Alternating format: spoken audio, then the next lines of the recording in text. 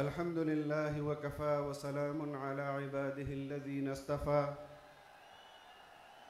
अम्मा बअदु फ़अऊज़ु बिल्लाहि मिनश शैतानिर रजीम बिस्मिल्लाहिर रहमानिर रहीम कम मिन फ़िअतिन क़लीलतिन ग़लबत फ़िअतन कसीरतन बिइज़्निल्लाह वल्लाहु मअस साबिरीन। सदक़ल्लाहुल अज़ीम। सदर मजलिस, अकाबिर उलमाए किराम, आमाइदीन कौम, इस मजलिस में शरीक पदिन मयनो गैरतमंद मुसलमानानो वरुणो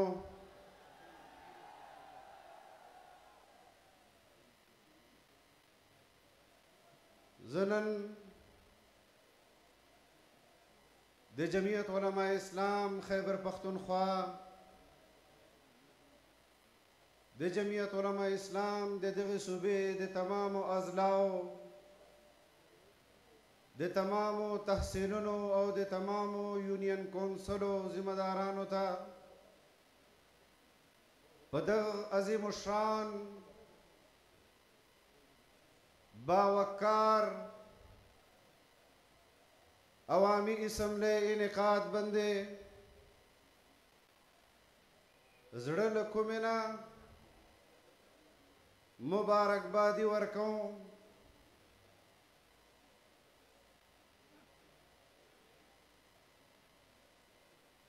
हम जिस तहरीक का आगाज़ बलूचिस्तान की सरजमीन पशीन से कर चुके हैं, यह आज उस तहरीक का तीसरा पड़ाव है जो इस्लाम पसंदों के, दीन दोस्तों के इस सरजमीन पेशावर पर मुनाकिद हो रहा है। हम इस पर अल्लाह रब्बुल इज़्ज़त का लाख लाख शुक्र अदा करते हैं कि हमारा जिस तहरीक के साथ रिश्ता है उस तहरीक को अपनी सियासी जिंदगी में, अपनी सियासी जिंदगी के 100 साल पूरे कर चुकी है। जब पाकिस्तान वजूद में नहीं आया था, बर्रे सगीर के अंदर ब्रिटिश साम्राज्य यहां पर काबिज था। उस ब्रिटिश साम्राज्य के खिलाफ आजादी के जिहाद का ऐलान हमारे अकाबिर ने किया था और इसी परचमे नबवी के साए तले किया था। वो तहरीक जो इस सरजमीन पर आबाद तमाम मज़ाहिब के लोगों के लिए की जा रही थी, हमने उस तहरीक को अंजाम तक पहुंचाया। बिल आखिर मुसलमानों के लिए इस मुमलिकत का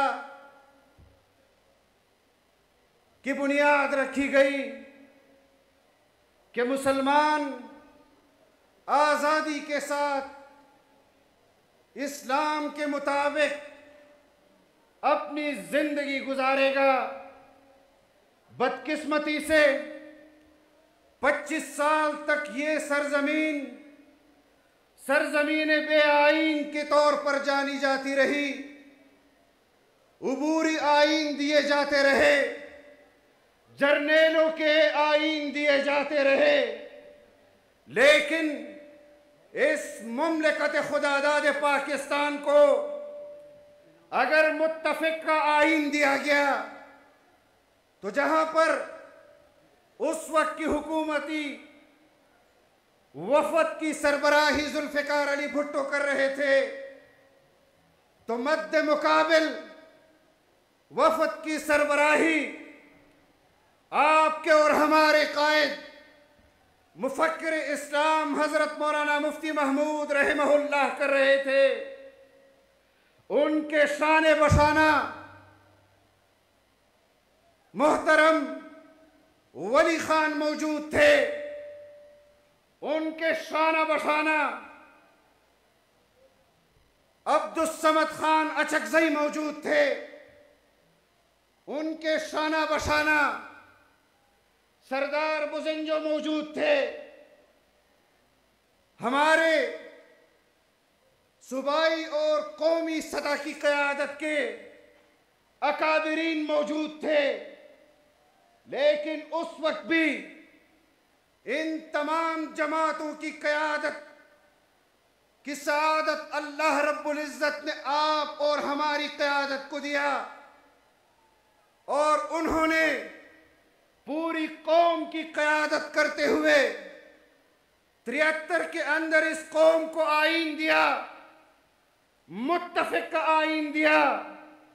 वो आईन जो अबूरी आईन होते थे, जर्नेलों के दिए गए आईन होते थे, उन आईन से जान खिलासी की तो आपकी क़यादत मुफक्किर इस्लाम हजरत मौलाना मुफ्ती महमूद रहमहुल्लाह की क़यादत में हुई। हम तहदीस बिन नेमत के तौर पर कहते हैं कि आज अगर हमारे इस मुल्क को इस्लामी जमहूरिया पाकिस्तान कहा जाता है तो वो इस आईन की वजह से कहा जाता है। अगर आज हम इस मुल्क के बारे में कह सकते हैं कि इस मुल्क के में बसने वाले करोड़ों मुसलमानों की दिलों की और नजरियाती तर्जुमानी की है तो वो जमीयत उलमाए इस्लाम ने की है। अगर इस्लाम की तर्जुमानी की है तो वो जमीयत उलमाए इस्लाम ने की है। हमने इस मुल्क के अंदर इस्लामी आईन दिया सन 73 में, और फिर खत्म नबूवत पर डाका डालने वाला गुलाम मिर्जा जो अंग्रेज की पैदावार था, जो फितना था, उस फितने का सर भी अगर कुचला है तो वो आपकी क़यादत मुफक्किर इस्लाम हजरत मौलाना मुफ्ती महमूद रहमहुल्लाह ने कुचला है। मुसलमानों की उस अकीदे की तर्जुमानी की है तो जमीयत उलमाए इस्लाम ने की है। और फिर आज हमसे कहा जाता है कि आप जमहूरियत की बात करें, आप इस मुल्क में बसने वाले लोगों की बात करें, आप जर्नेलों पर तनकीद न करें, आप फौज पर तनकीद न करें, आप इशूज को जो पब्लिक को दरपेश हैं उन पर बात करें। लेकिन मैं चशमदीद गवाह हूं इन गुज़िश्ता 5 सालों के अंदर जो कुछ होता रहा। लेकिन पाकिस्तान की तारीख भी इस पर गवाह है कि अगर आप मुझे कहते हैं कि फौज पर तनकीद न करें, हमारी तनकीद वो फौज पर नहीं है, लेकिन हमारी तनकीद जनरल अयूब पर जरूर है। हमारी तनकीद वो फौज पर नहीं है, लेकिन हमारी तनकीद जनरल जिया पर जरूर है। हमारी तनकीद वो फौज पर नहीं है, लेकिन हमारी तनकीद जनरल मुशर्रफ पर जरूर है। हमने 2018 के इंतखाबात में भी उनके नताइज को मुस्तरद किया, और उस वक्त के आर्मी चीफ ने कहा कि यह अवाम के वोट की आवाज है, हमने मुदाखलत नहीं की, लेकिन आपकी क़यादत ने तहरीक शुरू की। आपने अपनी क़यादत की तहरीक पर लब्बैक कहा, तो फिर बिल आखिर जाते जाते उसने कहा कि इमरान के लिए जो इंतखाबी सहूलतकारी हमने पैदा की वो हमने की, लेकिन आज 2024 में भी जो लोग 2018 से 2023 तक हमारे साथ थे, उनको अगर हुकूमतें दी गई तो हम उस उसूल के खिलाफ हैं जिस उसूल पर हमने इमरान खान की हुकूमत को मुस्तरद किया। हम आज 2024 के उन इंतखाबात को पेशावर भी मुस्तरद करता है और खैबर पख्तूनख्वा भी मुस्तरद करता है या नहीं करता। और आज हमें कहा जा रहा है कि 2024 की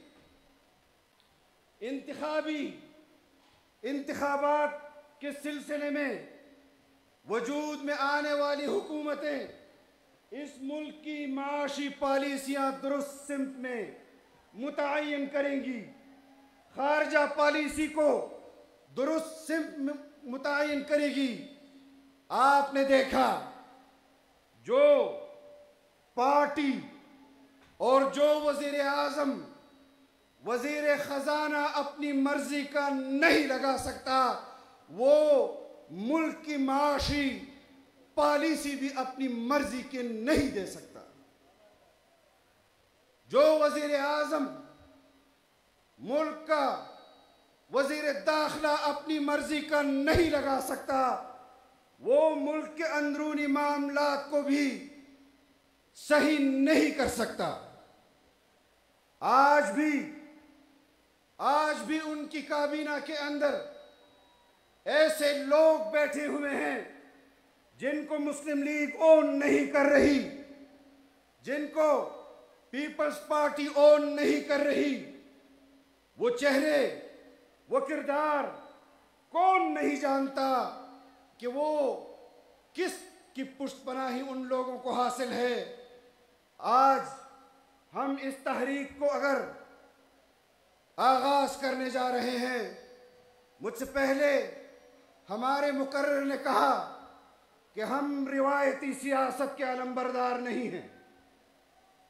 हम इस सियासी जद्दोजहद को मंतकी अंजाम तक पहुंचाएंगे, लेकिन उसके लिए ज़रूरी है कि आप अपनी क़यादत की आवाज़ पर लब्बैक कहें और अपनी सफ़ों के अंदर वहदत पैदा करें। मुझे मालूम है कि हमारे अज़ला के अंदर एजेंसियां मुतहर्रिक हो चुकी हैं, हमारे तंजीमी मामलात के अंदर वो मुदाखलत कर रही हैं। हमने अपनी सफ़बंदी में उनको घुसने नहीं देना और उनको ये बात बबांगे दोहल कहनी है कि हम अपनी क़यादत के आवाज़ पर एक आवाज़ हैं और इस तहरीक को हम इंशाअल्लाह अपनी मंजिल तक पहुंचाएंगे। सूबों के अंदर हुकूमतें बनाई गई हैं। यहाँ का वज़ीर आला कहता है, यहाँ का वज़ीर आला अपने आप को कौम का मुंतखब वज़ीर आला कहता है, और मुझे मालूम है कि उसकी वज़ारत आला की खरीद फरोख्त वो किस सूबे के अंदर हुई, किस शहर के अंदर हुई, किन अफराद के दरमियान तय हुई। मैं सिर्फ आज के जलसे में एक बात कहना चाहता हूँ कि वो तहरीक इंसाफ के लोगों को कहना चाहता हूँ कि आप जिसको अपना वज़ीर आला समझते हैं, वो आपके तहरीक इंसाफ का वज़ीर आला नहीं है। वो आपके तहरीक इंसाफ का वज़ीर आला नहीं है। उसके सूबाई असम्बली के सूबाई असम्बली के और कौमी असम्बली की इस नशिस्त पर कामयाबी को यकीनी बनाने के लिए किस सतह पर 1 अरब रुपए लिए गए और किस सतह पर उसको वजीर आला के मनसब पर बिठाने के लिए अरबों रुपए लिए गए, ये भी हमें मालूम है। हमें न छेड़ा जाए। हम चाहते हैं कि हम इस सियासी प्लेटफॉर्म से आपको सियासी अंदाज में अपना मुकदमा पेश करें, लेकिन अगर आप समझते हैं कि जबर की बुनियाद पर, ताकत की बुनियाद पर हम जमीयत उलमा की आवाज को दबा सकेंगे, तो फिर हम अलल ऐलान इस स्टेज से आपको पैगाम दे रहे हैं कि अगर आजमाना चाहते हो तो जमीयत का कारकुन उस आजमाइश के लिए तैयार है और इंशाअल्लाह आप मैदान अमल में जमीयत के कारकुन को अपने मद्दे मुकाबिल पाएंगे। इस्तकबाल कीजिए जमीयत उलमा इस्लाम पाकिस्तान के मरकजी सेक्रेटरी जनरल कौमी असम्बली के मेंबर हजरत मौलाना अब्दुल गफूर हैदरी तशरीफ ला चुके हैं। खुश आमदीद। जमीयत जिए जमीयत, नारा जमीयत जिए जमीयत।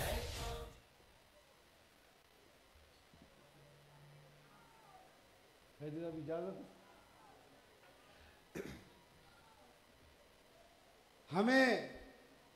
हमारे सामने ये जो जमहूरी बनते हैं, जब हमने इंतखाबात का बाइकाट किया और मैदान को खुला छोड़ा, तो फिर जिस नशिस्त पर आपकी क़यादत के मुकाबले में उसको 94,000 वोट दिलवाए गए, उसी नशिस्त पर उसके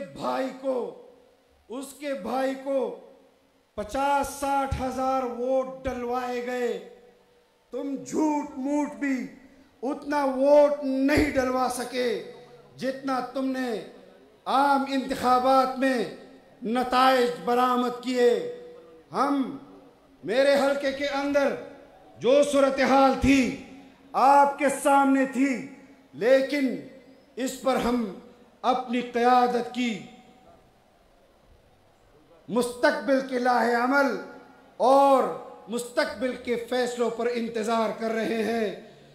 ये सियासी महाज है, हम सियासी अंदाज से अपना मुकदमा पेश कर रहे हैं, लेकिन जो लोग आज अपनी सफाइयाँ दे रहे हैं, क्या हमें नहीं मालूम कि आपके मेरे हलके के अंदर किस सतह पर उन उम्मीदवारों के साथ राब्ते थे। और आज भी एक तरफ तो आज 9 मई है। मैं आखिरी बात कहकर आपसे इजाज़त चाहूँगा कि आज 9 मई है, पिछले साल भी 9 मई गुजरा और आज से 2 रोज कबल एक प्रेस कॉन्फ्रेंस की गई।